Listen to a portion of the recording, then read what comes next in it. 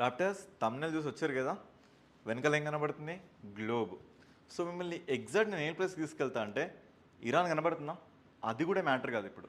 So matter ఏంటంటే ఇక్కడ మీకు ఒక సన్నటి ఒక సంధి కనబడుతుందా?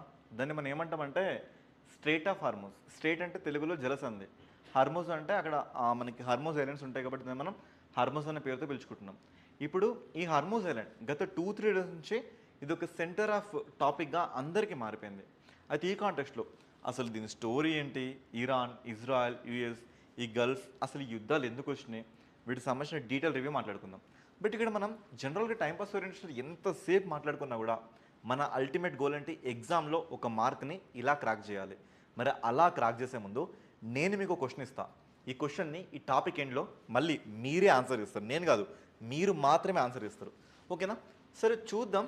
సో ఇప్పుడు నా క్వశ్చన్ ఏంటి అంటే ఎస్.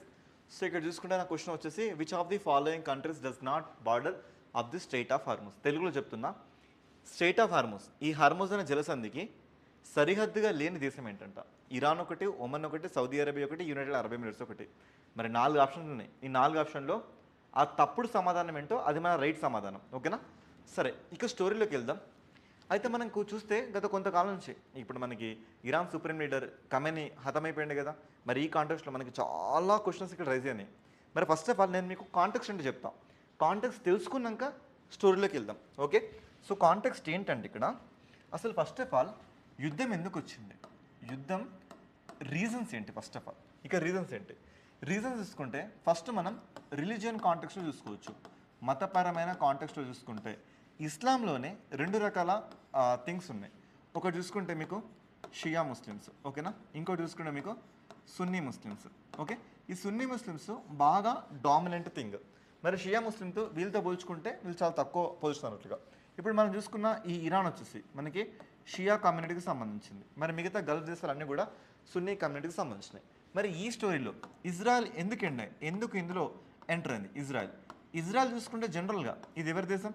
యూదుల దేశం. ఈ ఇజ్రాయెల్ క్యాపిటల్ ఏంటి మనకి? జెరూసలేం. ఓకేనా? జెరూసలేం. ఈ జెరూసలేంలో మనకి ముస్లిం కమ్యూనిటీ, అదేవిధంగా యూదుల కమ్యూనిటీ, వీళ్ళ కమ్యూనిటీ ఇదిలా ఉంటుంది.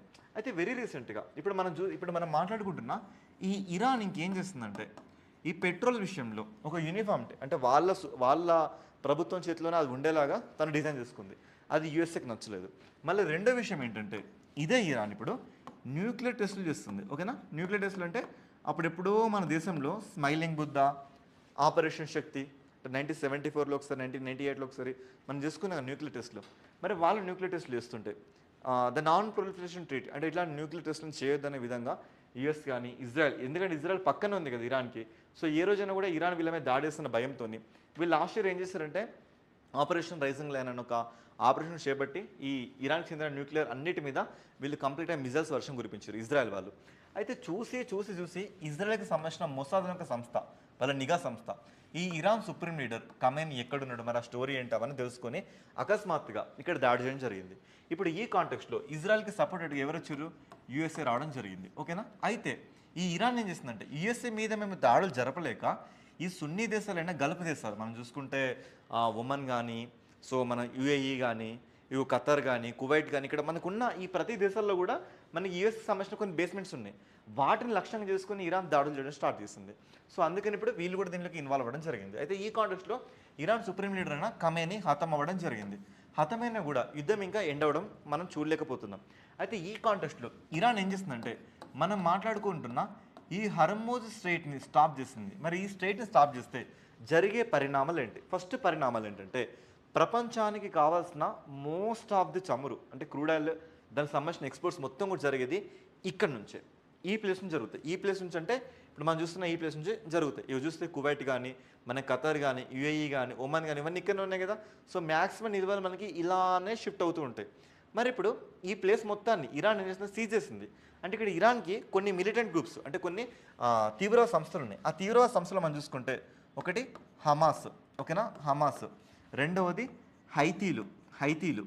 మరి మూడవది హెజ్బుల్లా, ఓకేనా. సో ఇవి గుర్తుపెట్టుకుంది, మన ట్రిపుల్ లాగా కనబడతాయి హమాస్, హైతీలు, హెజ్బుల్లాలు. ఇవేంటంటే సో ఈ షిప్స్ని ఎప్పుడు కూడా ఇవేం చేస్తాయి అంటే పైరసీలు చేస్తాయి. అంటే పైరసీ అంటే ఆ షిప్లను దొంగలించడం, అక్రమంగా తరలించడం, ఇలా చేసుకొచ్చుకుంటే. సో ఇలా చేసుకొచ్చుకుంటే మరి మిగతా దేశాలకి ప్రమాదమే కదా ఎప్పటికైనా కూడా. సో ఇవన్నీ ఇష్యూస్ ఇష్టం ఇప్పుడు మనకి యుద్ధం జరుగుతుంది. సరే యుద్ధం జరుగుతుంది, మరి దీనివల్ల మనకి జరిగే ప్రాబ్లమ్స్ ఏంటి ఒకసారి మనం చూసుకుందాం. ఇక్కడ ప్రాబ్లమ్స్ ఏంటి అంటే ఫస్ట్ ఆఫ్ ఆల్ మీరు దీని స్ట్రక్చర్ని గమనించండి. మీరు ఇక్కడ దీని బ్లూ ప్రింట్ని చూసుకుంటే మనకి ఈ హర్మోస్ స్ట్రైట్ ఎలా ఉందో ఫస్ట్ ఆఫ్ ఆల్ దీని మీద మీరు ఫోకస్ చేయండి. సో చూసుకుంటే మీకు నార్త్లో ఏ దేశం ఉంది, ఇటు చూసుకుంటే ఇరాన్ ఉంది. మరి మీరు తూర్పులో చూసుకుంటే ఇక్కడ మీకు ఏం కనబడుతుంది, గల్ఫ్ ఆఫ్ ఒమన్ కనబడుతుంది, గల్ఫ్ ఆఫ్ ఒమన్ కనబడుతుంది. మరి మీకు సౌత్లో చూసుకుంటే యూఏఈ కానీ అదేవిధంగా ఒమన్ దేశం కానీ కనబడుతుంది. మరి మీరు పశ్చిమాన చూసుకుంటే మీకు ఏం కనబడుతుంది, పర్షియన్ గల్ఫ్ కనబడుతుంది. ఓకేనా, ఇది ఇలా లొకేట్ అయింది, మనకి ఇలా లొకేట్ అయింది. మరి గల్ఫ్ ఆఫ్ ఒమన్ అంటే ఇదంతా కూడా మనకి ఏ సముద్రం కిందకి వస్తుంది, అంతా అరేబియా సముద్రం కిందకి రావడం జరుగుతుంది. ఓకే, ఫస్ట్ ఆఫ్ ఆల్ దీని లొకేషన్ ఇలా ఉంది. మరి లొకేషన్లో మనం మాట్లాడుకుంటున్న ఈ వెడల్పు సుమారుగా 33 కిలోమీటర్స్ ఉంది. మరి ఇక్కడ ఒక షిప్కి మరి వెళ్తుంటే వాటి మధ్య గ్యాప్ సుమారుగా ఒక 3 కిలోమీటర్స్ వరకు మనకు కనబడుతుంది. ఇది ఎంత బిజియెస్ట్ స్ట్రేట్ అంటే ఇక్కడ మీరు చూసుకుంటే అండమాన్ నికోబార్ దీవుల తర్వాత మనకి ఇండోనేషియా, మలేషియా, సింగపూర్ ఇక్కడ ఒక స్ట్రేట్ కనబడుతుందండి. ఈ స్ట్రేట్ నేను ఏమంటానంటే మలక్కా జలసంధి, ద స్ట్రేట్ ఆఫ్ మలక్కా అంటున్నాం. ఈ స్ట్రేట్ ఆఫ్ మలక్కాతో పోల్చుకున్నా కూడా ఇది అత్యంత బిజియెస్ట్ స్ట్రేట్గా మనం దేన్ని మాట్లాడుకుంటున్నాం, ఇప్పుడు మనం మాట్లాడుకున్న హర్మోస్ని డిస్కస్ చేసుకుంటున్నాం. సరే, ఈ హర్మోస్ ఎంత ఇంపార్టెంటో నేను మీకు కొన్ని పిక్స్తోని ఇక్కడ డెపిక్ట్ చేస్తాను. సో ఇక్కడ ఏంటంటే ప్రపంచం మొత్తం వినియోగిస్తున్న ఆయిల్లో ఇక్కడనే 20 to 30% ఇక్కడ నుంచి మనకి ఎక్స్పోర్ట్స్ అవ్వడం జరుగుతుంది. ఎంత ఎక్స్పోర్ట్స్ అవుతుందంటే 2023 డేటా ప్రకారం చూసుకుంటే ఒక రోజుకి 2 మిలియన్ల బ్యారెల్స్ ఒక రోజుకి ఉత్పత్తి అవుతుంది ఈ ప్లేస్లో. అది కాకుండా ప్రపంచం మొత్తం మీద మనకి ఎల్ఎన్జీ గ్యాస్, ఓకేనా, లిక్విఫైడ్ న్యాచురల్ గ్యాస్ ప్రపంచం మొత్తం మీద 3 భాగాలు అయితే ఒక వంతు ఇక్కడ నుంచి మనకి ఈ ప్లేస్ నుంచి మనకి సర్పాస్ అవుతుంది. మరి అదేవిధంగా ఇదంతా డేటా మనకి ఒపెక్ దేశాలు ఉంటాయి కదా, Saudi Arabia, Iraq, Iran, UAE, Kuwait, ఇవన్నీ ఈ దేశాల కూటమి మొత్తం కూడా ఈ ప్లేస్లో మనకి లొకేట్ అయింది. మరి అదేవిధంగా చూసుకుంటే మరి ఇండియా తీసుకున్న స్టాండర్డ్ అంటే ఇండియా ఇదే రేంజ్లో మనకి చాబహార్ పోర్ట్ కూడా కన్సిడర్ చేస్తుంది కదా. ఎందుకు కన్సిడర్ చేస్తున్నాం మనం, మనకి సిపెక్ అని ఒక ప్రాజెక్ట్ ఉంది. సిపెక్ అంటే చైనా పాకిస్తాన్ ఎకనామిక్ కారిడార్. దీన్ని మనం కౌంటర్ అటాక్ చేసే విధంగా ఇండియా ఏం చేస్తుందంటే మిడిల్ ఈస్ట్లో భాగంగా ఈ ఇరాన్లో మనం చాబహార్ అనే పోర్ట్ని కన్సిడర్ చేయడం జరిగింది. అంటే ఇరాన్తో మనకి మంచి సత్సంబాలు కూడా ఉండడం జరిగింది. ఓకేనా, సో అలా మనం దీన్ని చూసుకోవచ్చు. మరి అదేవిధంగా ఈ హమాస్, హైతీలు, హెజ్బుల్ చేసే ఈ కార్యక్రమాల వల్ల ఇండియన్ నేవీ కూడా ఈ ప్లేస్లో ఎప్పుడు కూడా మనకి గస్తీ గాయడం కూడా జరుగుతుంది. మరి ఇప్పుడు ఇది ఇండియాకి ఎందుకింత మ్యాటర్ అయిందంటే ఇండియా ఇంపోర్ట్ చేసుకుంటున్న 82%, ఓకేనా, 82% ముడి చమురు, ఆ ముడి చమురులలో 40% ముడి చమురు ఈ ప్లేస్ నుంచే మనకి ఇంపోర్ట్ అవుతుంది. మరి అలాంటిది ఆగిపోతే ఇప్పుడు మన దగ్గర ఎంత ఉందంటే ఒక 8 వీక్స్, ఒక 8 వీక్స్కి సరిపడా చమురు అంటే పెట్రోల్, డీజిల్ ఇవన్నీ మన దగ్గర ఉన్నాయి. మరి ఇది ఆగిపోతే మనకేం జరుగుతుంది, సో ఖచ్చితంగా మన దగ్గర ఉన్న రేట్లు ఖచ్చితంగా పెరుగుతాయి. మరి దీంతో మన డైలీ లైఫ్లో జరిగే థింగ్స్ ఏంటి, సార్ నేను పెట్రోల్ లేదు, నేను బైక్ లేదు, నేను వాడను అని మీరు అన్నా కూడా మీరు కూడా ఇంపాక్ట్ అవుతారు. ఎలా ఇంపాక్ట్ అవుతారు, మీరు కొనుక్కునే పాల ప్యాకెట్, చిన్న వాడే టూత్ పేస్ట్, సో మీరు ఇంట్లో వాడే పప్పులు, ఉప్పులు, మీరు బియ్యం, ఏదైనా కూడా ప్రతిదీ ట్రాన్స్పోర్టేషనే కదా. మీరు వాడే ట్రాన్స్పోర్టేషన్, మెట్రోలు కానీ, లేదంటే రైళ్ళు కానీ, బస్సులు కానీ, ఆటోలు కానీ, వాట్ ఎవర్ ఇట్ ఈస్, ర్యాపిడోలు కానీ, ఓలాలు కానీ, ప్రతిదీ మీకు ఇంక్రీజ్ అవుతూనే ఉంటుంది. అంటే మీ డైలీ లైఫ్ మొత్తం కూడా డిస్టర్బ్ అవుద్ది. ఇంకా గట్టిగా చెప్పాలంటే ఇన్ఫ్లేషన్, ద్రవ్యోల్బణం స్టార్ట్ అవుతుంది ఈ కేసు నుంచి మనకి.